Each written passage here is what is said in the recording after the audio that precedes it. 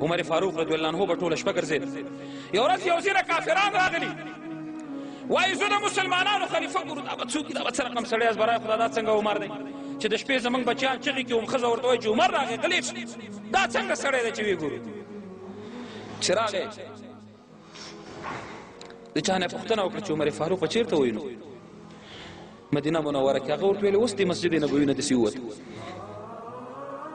یهودیان چې داسې د مسجد نبوي نه د باندې ورپسې راووتل چې ګوري دی په شګو کې پروت دی، سر ته تیږه ایښې. څلوېښت ملکونه یې لاس لاندې، څلوېښت ملکونه یې د لاس لاندې دي. په دې ایران کې یو قوي جنګ خط اول دلته را رسېدل.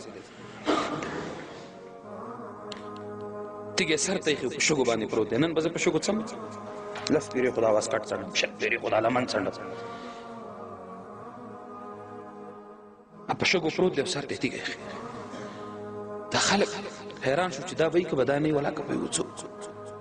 چا نه پوښتنه وکړه وروره عمر ګورو څوک دی؟ ویل دغه دی، دا تیږې ته یې سر ایښی.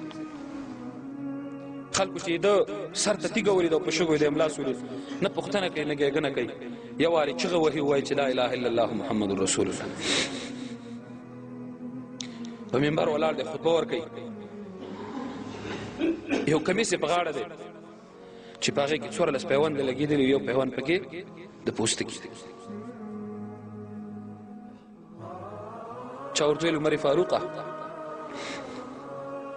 زه به درته یو ښه کمیس جوړ کړم ځکه ته خطبه وایې.